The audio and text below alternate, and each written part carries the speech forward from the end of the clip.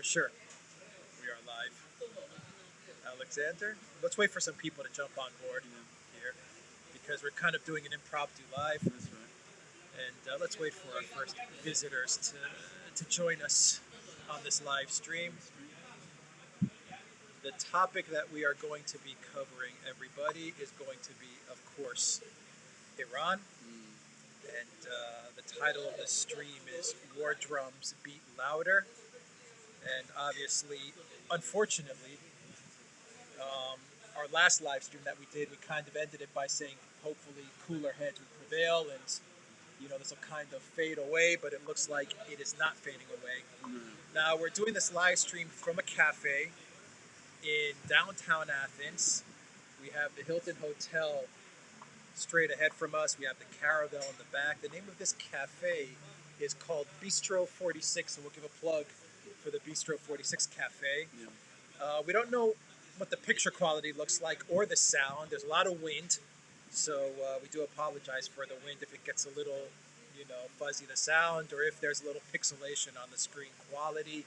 Once again, we're kind of, doing an impromptu live here from the cafe. Obviously, I am joined by the Oracle of London, who is now in Athens.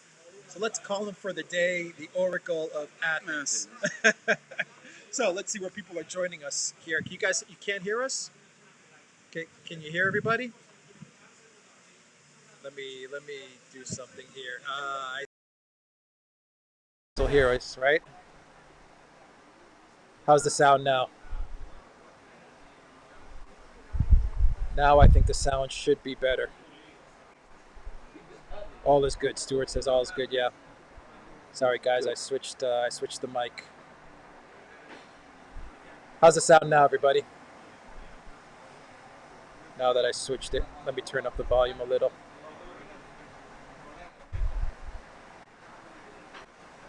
All good? Boy IP001, is the sound good, guys?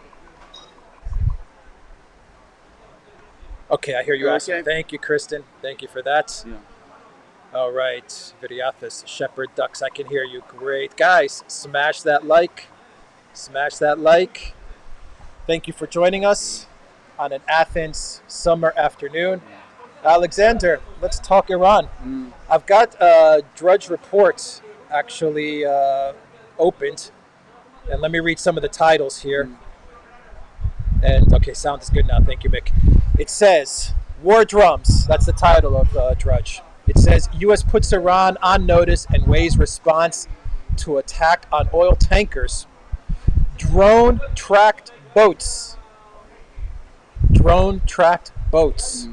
Tehran billboard shows destroyed U.S.-Israeli ships. Quote, we drowned them all, says the billboard. Pentagon readies. My God. Alexander, what is when you read these titles? What are you thinking? What's going on? I mean, it sounds like people are working themselves up or preparing for war. I mean, that's the sort of language we're looking at now. I don't think we're talking about all-out war. I think that people in the United States, the U.S. military, still will draw back from an all-out military conflict with Iran. But if we go back to the discussion we had a few days ago, I think that there are some people in the United States, Bolton, Pompeo, other hardliners, who say this is a red line for us. If more of these attacks happen, we'll launch missile and other strikes on Iran. We will attack Iranian naval installations. And the Iranians, of their part, are now making threats of their own, as we saw, to launch attacks on US warships. So this is extremely ominous. It shows that instead of moderation and attempts to quieten down this crisis, we're now on a pattern towards rhetorical escalation, which could very, very easily lead to actual violence. And I have to say, this is all happening without any proper investigation of the actual incident. We don't yet know exactly what took place. When we last spoke about this this attack on these tankers a day or so ago, it was all talk about being torpedo attacks, doesn't look like it was. There's now talk. The Americans are saying they're talking about limpet mines, and the company that owns one of the tankers actually says that it was drones. So it looks as if there's a lot of confusing information, but no real interest in a proper investigation. Instead, we're seeing the hardliners in Washington, and I'm sorry to say in London also, now running with this thing and talking about an attack on Iran and possible war. Hardliners in London, hardliners in the U.S., hardliners in Israel, hardliners in Saudi Arabia. Absolutely. Can you say hardliners in? I think UAE is also pushing Absolutely, very much so. for this as well. Yeah. The voiceover IP001, Serbia plus Greek equals friendship. Yes. Yeah. Thank you, guys. Hi from Toronto, Tweety Bird. All right, Tweety Bird, thank you for joining. Meg Depur, loving the Duran. Guys, let us know what you think about what happened in this incident in the chat. We love to hear what you guys think is going on. We did say torpedoes last time, but now, yes, many people are saying it was a mine put on the ship or a drone attack, or it was a missile that or a torpedo but fired from the land. Is that also accurate? Is that possible? Right. Well, a torpedo can be fired from land, I believe, but I mean that would be either on the surface of the water or underwater. So if it was fired from the land and it hit the ship above the waterline, which is, it seems, what happened, then you're talking not about a torpedo, but about a missile of some kind. But what do you make about the theory, Alexander, that after we did our video last time, the last live, a lot of people saying that, okay, maybe it was a mine that was actually placed on the boat? That's right. A so-called limpet mine. Okay, can you go into that a little? Right, limpet mines, I mean, this is an old technology. They were heavily used during the Second World War. And it's basically people who attach mines physically onto boats that they want to sink. It's done by divers.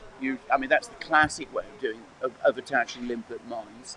And the United States has produced this extremely crude and bad picture in which you see supposedly Iranian seamen trying to hide the evidence, that's what the United States says, by removing a limpet mine from the side of one of these ships. I have to say, I looked at that video. I couldn't make any sense of it.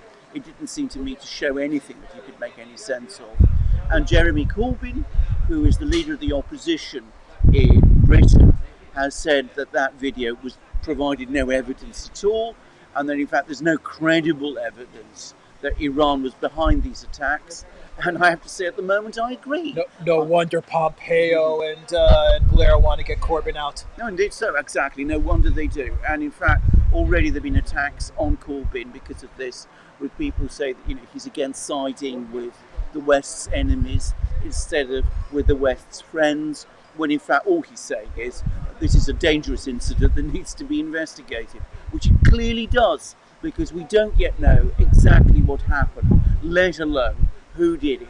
I come back to what we were saying in our other programme. It doesn't really make much logical sense to me that this was the Iranians. I mean, I can't see why they would launch an attack of this kind at precisely the time when they were hosting the Japanese Prime Minister and they were involved in talks with the Japanese Prime Minister. People have talked about a warning to the United States. I can't see what possible warning is contained in these attacks. It instead provides a pretext, it seems to me, for an attack on Iran. And that seems to me by far the most likely explanation of what has happened. Get into that a little, Alexander, because I want to play devil's advocate. And I'm seeing Shahaladan says Japanese crew says flying objects hit their ships, not mines. Yeah. Let's see. Chris says some kudos to Corbyn for questioning the story. And Viriathis says Soros is cheerleading for the CIA and Iran attack would be the work of the Pentagon. So let's play devil's advocate. You mentioned the excuse that many people are conjuring up as to why Iran is behind this. Can you get into the logic of that a little bit? That they're doing this for that specific reason? Say Iran did do this. Yes, I mean let's go down this road. The classic expression of this is an article on the Moon of Alabama, in which they say that what Iran wants to do is, because Iran is coming under a lot of economic pressure at the moment, they want to put counter pressure on the United States by launching attacks on Gulf shipping, which will increase the oil price in a way that will put pressure on the United States to come and negotiate with Iran on US terms, and that the Iranians are doing this in a clever way, supposedly, which will provide them with plausible deniability, because there will never be any evidence found that it was the Iranians who actually did this thing. Now, I have great prospects theory. First of all, I've never known a case where the United States has really been much concerned about evidence. What they're going to say is it was Iran, and it seems to me that if the Iranians really were behind these attacks, they would simply be playing into US hands, or rather into the hands of the hardliners in the US, who are aching to attack Iran. They've been pushing for attacks on Iran ever since the George W. Bush period. I think we must avoid getting into these overcomplicated theories about Iranian motives and Iranian actions. Cui bono. Exactly. Yeah. Cui bono. At the end of the day, if the Iranians want to give warnings to the United States, well, they've already done so. And if they want to put pressure, the most effective way of doing it, which would avoid provoking an attack, is to do what they have already been doing over the last few weeks, which is to edge away slowly and gradually from the a joint plan of action agreement, the nuclear deal. I don't think launching these sort of attacks works to their advantage at all, and especially when they're hosting the Japanese Prime Minister, who is sympathetic to Iran. Would you launch attacks on a Japanese tanker and on another tanker apparently providing fuel to Japan? And I know that there's a theory that it's not possible to know what those tankers were doing, and that the Iranians would not have realized that these were Japanese connected tankers. In fact, you can easily find that out, and one of those tankers apparently had Japanese symbols and signs all over it. So, I just don't think that makes any sense. I think, as I said, we mustn't fall for these overcomplicated theories. It seems to me that the most likely explanation here is that this was a provocation intended to set the scene for a ramping up of pressure on Iran and an attack of some sort on Iran.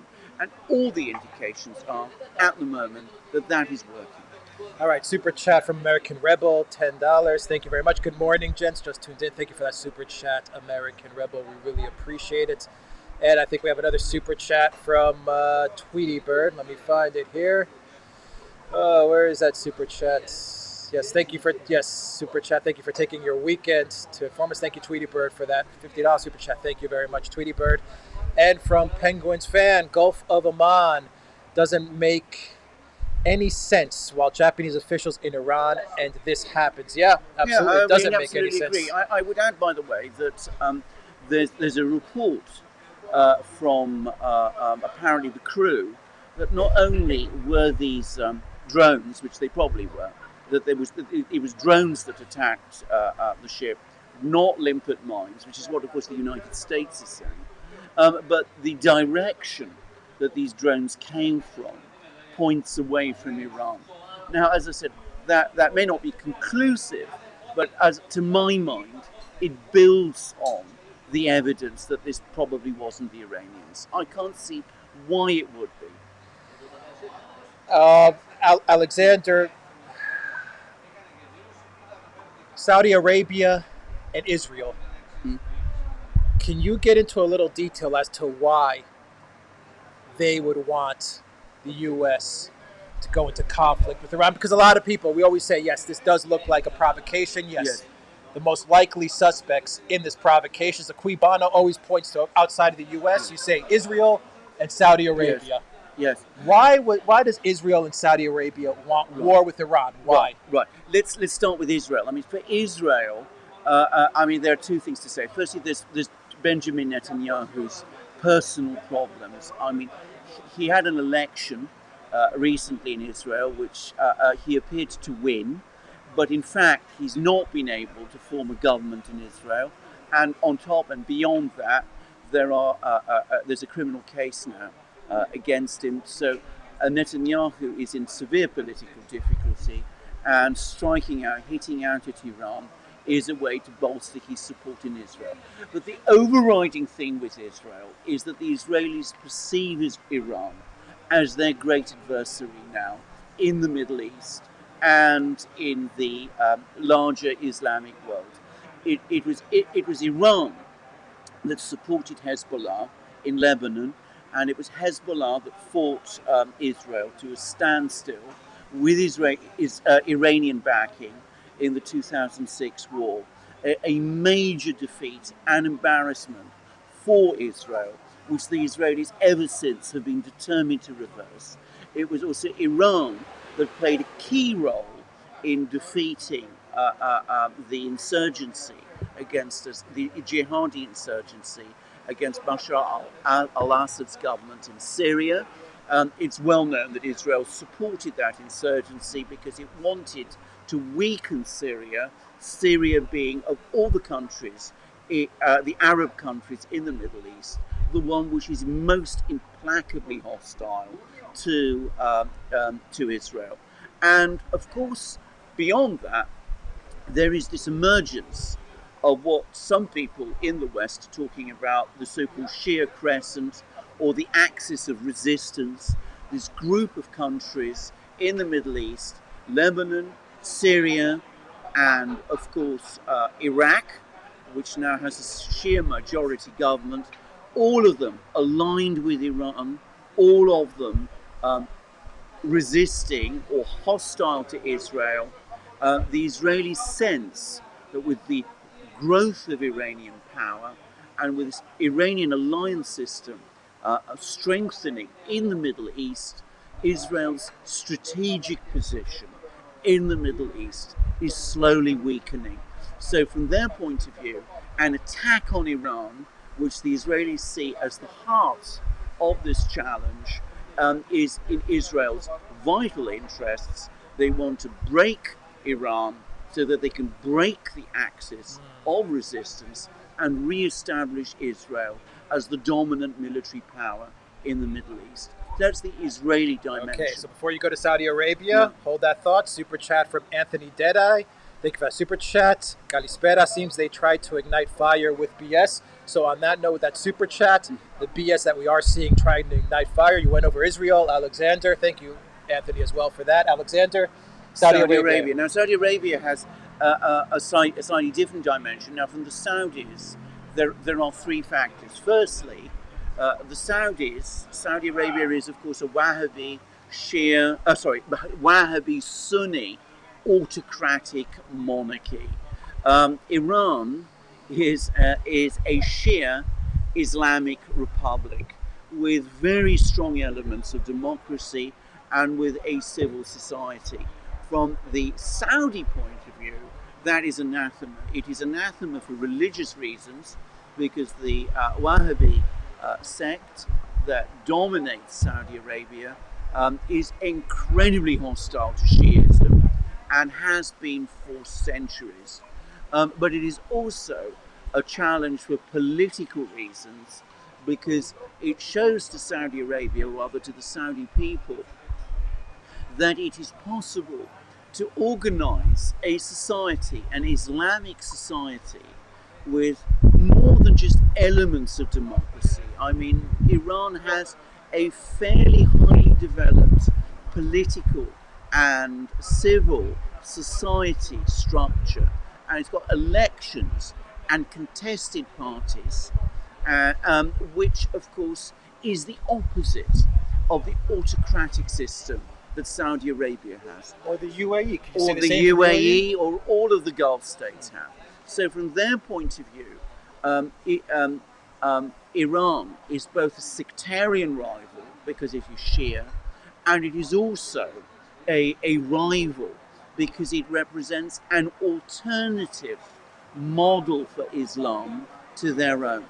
But it's also a political or geostrategic rival, because the Saudis, for several decades now, have been positioning themselves as the leader of the Islamic world. The Saudi king calls himself, he now has adopted the title of the custodian of the two holy mosques of Mecca and Medina, which is an open bid for leadership of the Islamic world. Iran is contesting that leadership. Iran has support among Shia communities in Saudi Arabia as well as in other places. It also supports democratic forces, or maybe shall we say resistance forces in places like Yemen and in Lebanon and elsewhere, who dispute Saudi Arabia's leadership. And of course, it is a far more powerful country than Saudi Arabia. It has a much bigger population, it has far more powerful armed forces, it has a much more developed and advanced economy. So the Saudis look at Iran, they see this huge potential rival, it's an ideological rival, it's a sectarian religious rival as they perceive it. I should say that Iran itself eschews sectarianism. This is a Saudi sectarian agenda that is being followed, and of course it is also a geopolitical rival. So the Saudis have many reasons to fear Iran. They understand that they do not have the power to defeat Iran by themselves. So like the Israelis, they have this huge incentive to involve the United States in their struggle.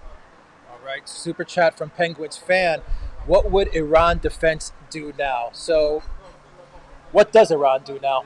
Well, what does Iran do now? How do they play this card? Right. I think at the moment what the Iranians are going to do is that they're going to first of all speak to their allies, to their various political allies, to people like the Russians and the Chinese, and they're going to also speak to the Europeans, and they're going to try, to the extent that they can, to dial this thing down. They will, however, also back this up with warnings that, of course, if Iran is itself attacked, it will retaliate.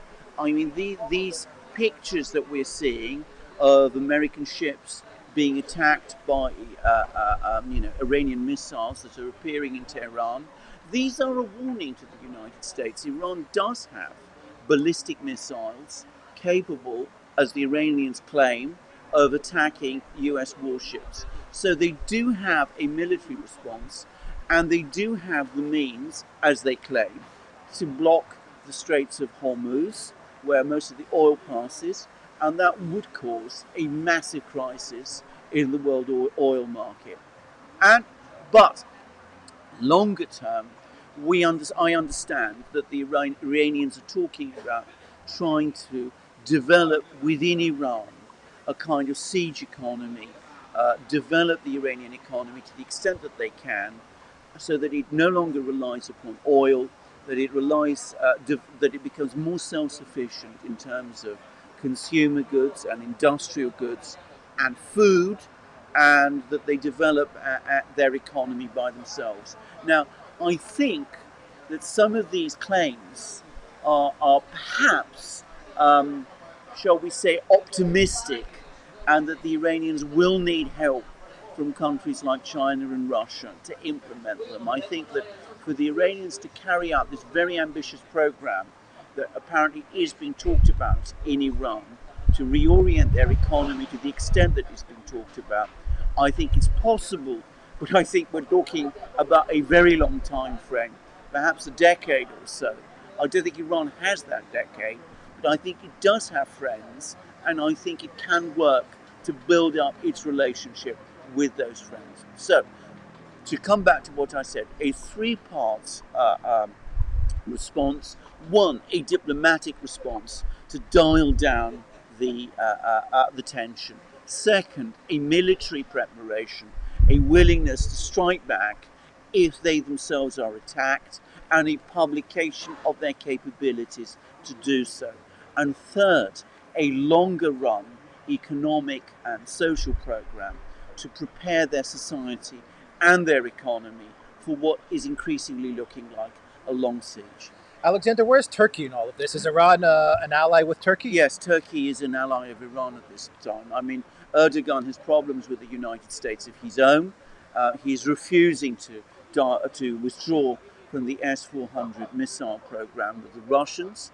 He got a lot of support from Iran during the attempted coup in 2016, which he did not get, by the way, from the United States, and he's never forgotten that.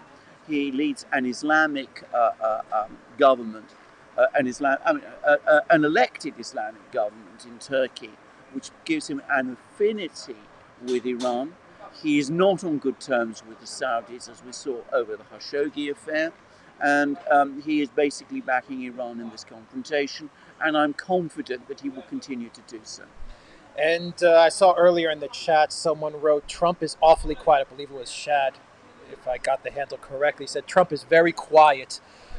What does that mean? We said in our last live chat that sometimes when Trump is quiet, it could be a good thing, but it could also be a very bad thing. When I think. Quiet. What's your gut telling you?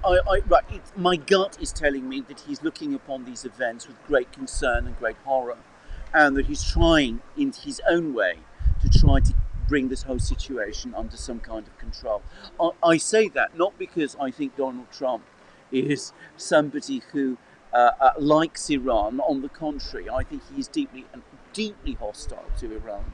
But I think he also realises that a war with Iran at this time is completely against not just US interests, but his own personal, political and electoral interests. He does not want to see the oil price rise above $100.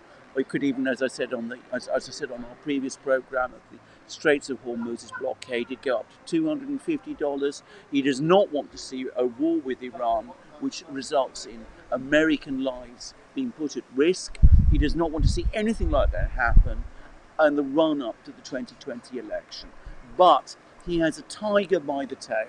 He's got all these neocons around him within his administration. He's got Bolton, who I've heard is completely irrational on Iran, absolutely determined to fight a war with Iran, constantly lobbying for an attack on Iran. He's got people like Pompeo, who also wants a war with Iran. He's got great problems, I think, reining all of these people back.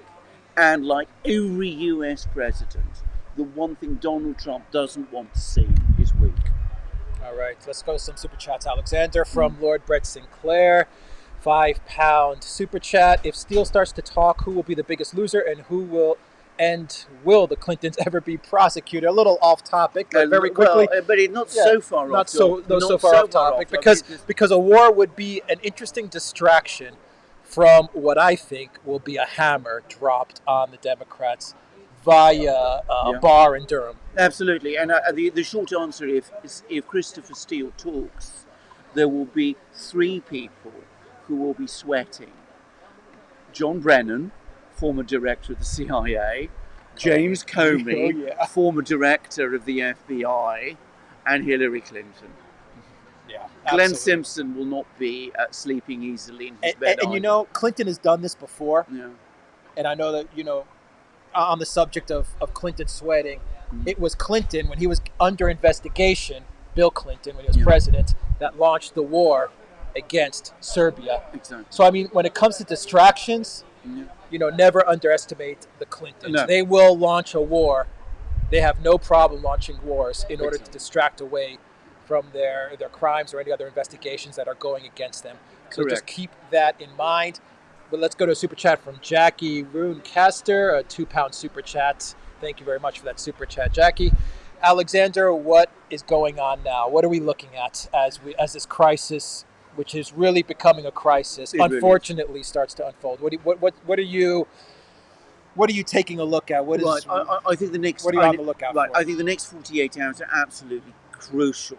The first thing to say is I'm absolutely sure that there is an awful lot more diplomatic activity than appears on the surface. I spoke about the Russians in our last programs, and unfortunately, it's always the Russians who end up having to do the diplomacy in these situations. Apparently, Ryabkov, who is Russia's deputy foreign minister, is extremely active. He's apparently talking to the Israelis and the Americans. I'm sure there's all the telephones, as I said, from Moscow are working overtime. I think the Russians will be talking to the Europeans, to Mogherini, and probably the Germans and the French. The British are a dead loss in this situation. And they'll be trying to get all of them to speak to the US and to try to moderate the US reaction. The British are going to side with the US. The British have already sided. Okay. There's no question about it. So the Russians will do what they can. The Russians also have some influence in Israel and more influence in Saudi Arabia, because the Saudis are at the moment negotiating with the Russians about an oil production cut agreement. Now, of course, MBS, who runs things in Saudi Arabia, may say, well, if I get a war which will push up the price of oil, what do I need an oil production agreement cut with the Russians for anyway? Because oil prices will rise. But the Russians will say to him, well, if you do that, you may find that you need us in future, and at that point you won't have us. So, they have that kind of leverage. We'll see whether or not diplomacy succeeds. The countervailing pressure is, as I said, with the United States now openly blaming Iran and giving out warnings. Always the problem with warnings of this kind.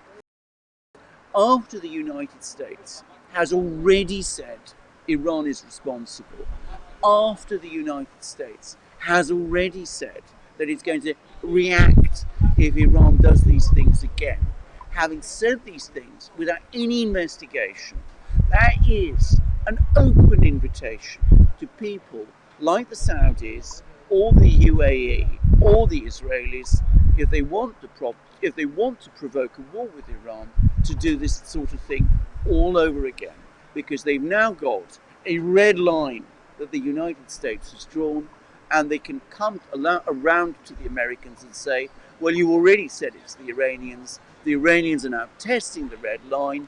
In order to maintain your credibility, you must now respond by attacking Iran. That's why you should never draw these kind of red lines. You should never respond before you do a proper investigation. You should never shoot from the hip or say things without reflecting. But that's unfortunately what the US has done. And of course, that's what some people in the US want. All right, before we get to some more super chats, Alexander, can someone make the argument that Russia benefits from the rising oil price as well? Well, Russia does benefit from the rising oil prices. No question about it. From their point of view, they will see their already bulging trade surplus increase even more.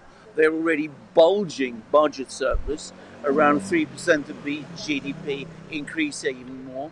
Their financial reserves, their international reserves, are now over $500 billion, which is, they've now returned to the level of 2014 before the sanctions and the oil price crash. Well, they will go through the roof, and the dependence of the Europeans will increase upon them, because the Europeans will need Russia's energy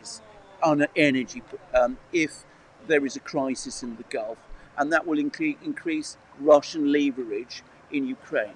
In spite of all those things, I do not think, in fact, I am sure that the Russians do not want a war between the United States and Iran. They don't even want to see a crisis or limited actions between them, because the last thing the Russians want is more instability in the Middle East, more instability in Central Asia, which is their own backyard, and of course they do not want to see a crisis in Iran, with the present government in Iran coming under pressure and perhaps breaking. They certainly do not want to see regime change in Iran, so they will do everything within their power to prevent that eventuality arising, because they will calculate that the larger geostrategic costs to them outweigh any temporary political and economic advantages. All right, let's get some super chats and wrap it up. Penguins fan, why Iran is not getting S-400 while Saudis and Turkey getting one? Those two are the ones that are responsible for the Syria crisis. Thank you, Penguins fan, for that super chat. Alexander, S-400s. Well, I think the reason that the Iranians didn't get the S-400s was because the Russians calculated that if they supplied the S-400s, it would escalate the situation and complicate Russia's relations with Israel, which has been extremely hostile to Russia, Iran acquiring these sophisticated weapons, and which is a country with which Russia, for various reasons, wants at the moment to maintain good terms.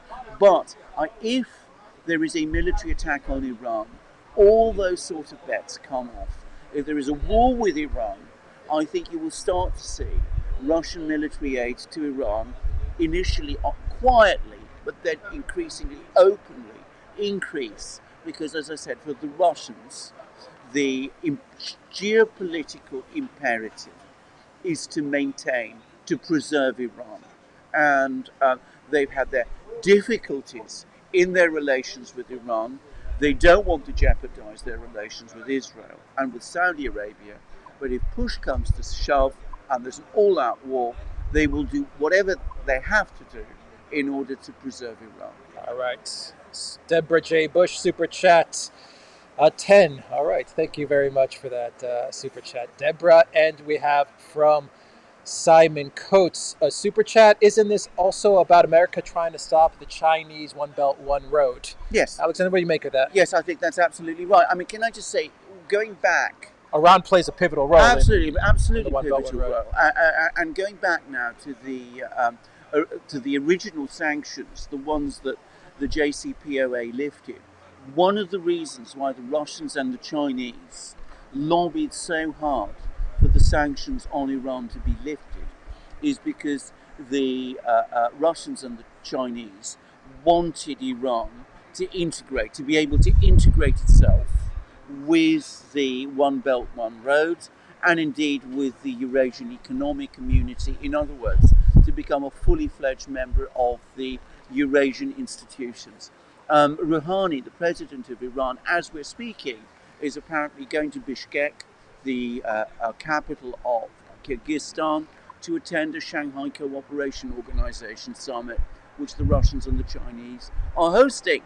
But so partly the pressure on Iran from the United States is intended to prevent Iran integrating itself fully into the One Belt, One Road system and into, as I said, into Greater Eurasia.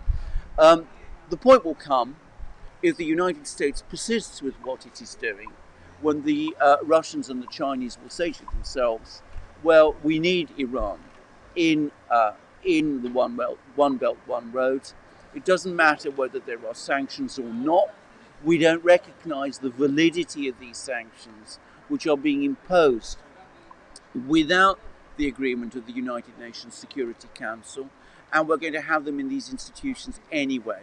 And that is one reason why we will do everything we can to prevent Iran, a regime change taking place there, because we need Iran in the Eurasian institutions, in the One Belt, One Road, and in the Eurasian Economic Community to complete those institutions and to make them work fully in the way that we plan.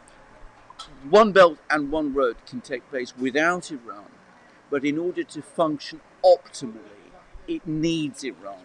The Russians know it, the Chinese obviously know it, the Iranians also know it, and there are many people in the United States who want it, who know it too, and who want to prevent it. All right, super chat from White Top 1953. Thank you for that super chat, White Top. And we have a super chat from Penguins fan. Update on Idlib, Syria, and Russia strikes Idlib with Turkey's help. Yeah. I don't understand. Yes, we also have news coming out of Idlib. Things are not looking so good there either, Alexander. Quick update on Idlib. This is the other thing, because of course now what's happened. I mean, is that the Turkey has now also, some of its troops apparently, have come under attack from some of these jihadi groups, and they've had to call on Russia for help, which is very, very strange. I can't help but think that this is now all part of this bigger game now, which involves Iran. And you're now seeing some of these jihadi groups in Idlib that are oriented towards Saudi Arabia and the UAE, and of course the United States and Britain, being activated to try and weaken the pro-Iranian resistance forces, which, as discussed earlier in our programme, include Turkey. Now, the paradox of that is, of course, the Turks have been the great protectors of these groups up to now. That's why the Russians and the Syrians have, to a great extent, held back. If Turkey switches sides, if it comes under pressure because its troops are being attacked, then that might actually hasten the resolution of the Idlib crisis. But, of course, this is looking all very complicated, and it's part of the war drums that are beating in the Middle East, which Alex talked about at the start of this program, and we'll have to see how all this works out. All right, a super chat from Ziphius. Aren't the neocons 100% Zionists? Well, they support Israel. They support not just Israel, but the maximalist policies that Israel pursues. I mean, some of them, I think, are quite straightforwardly in support of the Greater Israel, the Eretz Israel project, which means basically incorporating the entirety of the Palestinian territories in Israel, and indeed, I believe, expanding Israel even beyond to places like, southern Lebanon up to the Litani River and Syria. There are people amongst the neocons who think in that way. And over and above and beyond that, they want to weaken Iran because, as I said, they want to see Israel once again become the dominant power in the Middle East, because many of them, as our viewer says, are so closely allied to Israel. I don't think there's any question about that. All right, another super chat from Penguins fan. Thank you for the super chat. Rising oil prices is Saudi Arabia's benefit. Then why are they going with U.S. lowering the oil price? Well, this is it. I've never really been convinced of this theory. I think that there's been a very widespread view that the Saudis deliberately engineered the fall in the oil price in 2014 at US urging. I mean, people often talk about a meeting that Secretary of State Kerry had with the Saudis in 2014 in order to increase pressure on the Russians. I didn't believe that at the time for various reasons. I don't want to go into too much complexity, but I don't think that was actually part of the Saudi agenda. And I think if it had been, the Saudis would have simply said so, which they never did. But what is now incontrovertible is that if the oil price falls, it is the Saudis who suffer. And Saudi Arabia, which has a fixed exchange rate and very shallow reserves and a very difficult economy, needs an $85 a barrel oil price in order to balance its budget. Russia, without any change to its exchange rate at all, only needs an oil price of $40 a barrel to balance its budget. And in fact, it could quite easily adjust to an oil price that went below that. So I think that the Saudis do not actually want to see a lower oil price. I think they want to see a higher oil price. And I think that is a cause of tension between them and Donald Trump in the United States. All right, super chat from Tweety Bird. How do international squabbles fit within the context of upholding the same UN agenda? They all pay lip service to the principles of 2030. Well, they don't. I mean, the simple fact is, people may talk about a rules-based international order and all those sorts of things, but the United States is clearly not interested in any kind of rules which restrict its own freedom of action. And the simple fact of the matter is the neocons in the United States want to see regime change in Iran, and that is the agenda they're pursuing, and that's why we see all the things that we're seeing happening in the Gulf now.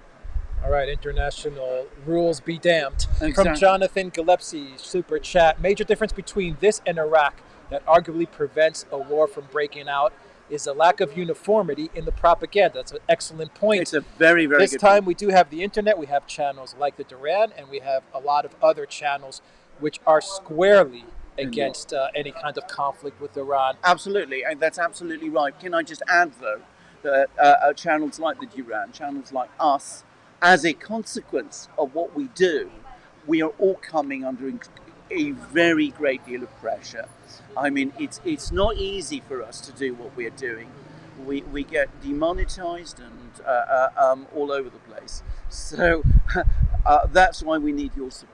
Yeah, and I was also watching today. I was watching Vincent James from Red Elephants, which is a really nice conservative channel, and he was also making the case. He got demonetized in the latest purge. He was making the case: no war with Iran, no war with Iran. So let's move on. And we have another super chat from Lord Brett Sinclair. Will the Monday live show be on next week? I don't know. Are you traveling on Monday? Well, I'm afraid I'm traveling on Monday, so the answer is it can't be on Monday, but we will certainly maybe we'll try. do a Tuesday or probably a Wednesday since Tuesday may not work, but we'll try to do a Wednesday live show as well. And let's see. Let's keep on going down. Let me find the super chats. Yeah, I mean, I should make it clear that one of the reasons we are not being able to have live shows on Mondays has been due to work commitments of various kinds that I have had. I mean, it's myself you should point the finger at over something like that. But, we will get to them fairly soon. And a super chat from Penguins fan. When will the EU sanctions be lifted on Russia? Well, very good question. I mean, I heard a recent report, actually, that most countries now within the EU quietly agree that the sanctions have been a terrible mistake and want them to be lifted. And I think the change of government in Ukraine may have hastened that moment. But we have two leaders, Angela Merkel in Germany, whose credibility and reputation, what is left of it, is heavily tied to maintaining the sanctions, and Emmanuel Macron, who is also committed to them for his own reasons. So, I don't think we should expect them to be lifted anytime soon. And the people who will be most pleased with that are the Russians themselves, who are benefiting from the sanctions. The latest reports, by the way, coming out of Russia, is that they now have another bumper harvest coming up. Last year's harvest was not quite so good because of poor weather, but this year's harvest is apparently set to beat records. And the massive growth of Russian agriculture is partly connected to the sanctions. And of course, we're also seeing Russian manufacturing economy now growing faster than every other part of the economy, and the Russian financial services industry developing faster. And apparently we are now also hearing that foreign banks, including some EU banks, are now talking about joining the Russian interbank payment mechanism that the Russians set up in response to the sanctions as an alternative to SWIFT. So if the sanctions are lifted, yes, it will be a political victory for the Russians, but for the moment, economically, I think it works in their interest. All right, let's keep on moving. Battery is getting low, and it is starting to get dark outside. We've got a super chat from Penguins fan. Where is Mark Sloboda? He is in Moscow, and from what I understand, all is good. Let's see. What else do we have? We have more super chats to get to. Let me find Kosovo update. From Kosovo update, what's going on with the Serbs? From Penguins fan. Alexander, quick Kosovo update. A lot to say. I mean, this is the other thing. I mean, because of our focus on Iran, we mustn't overlook what's happening in the Balkans. I mean, there was a I think it was a British general who actually, or it might have been an American general, who talked about the fact that we've completely surrounded Serbia, but our real adversary is Russia. and that was actually a statement, and I was just astonished that they're talking so openly about this. Anyway, we saw the raid on the Serbs on Serbian territory, which we did a program about. We see no reaction, no kind of criticism from Western governments of what the Kosovar authorities did at all. We see continuous cranking up of the pressure on Serbia, and I'm afraid, I've said this many times, we're going to see a big crisis eventually in the Balkans. And it's only a matter of time. I don't know how long it's going to take. I hope it doesn't take too long, happen too soon. But it seems to me it's now hardwired into the system. What I will say to Serb people who are watching this program is that they should have confidence in their strengths. They're much stronger than all the countries around them. I don't think they will have much support. The Kosovars and their opponents will have the same kind of support from the West that they did back in 1998. And Russia and China are much stronger now than they were in 1999, and far more united behind Serbia than they were then. All right, Marty Mullins, $2 super chat. Thank you very much, Marty, for that super chat. Penguins fan, Kosovo update. What's going on with the Serbs? We already did that one. Let me scroll through. We have another one from Penguins fan, Oleg Deripaska.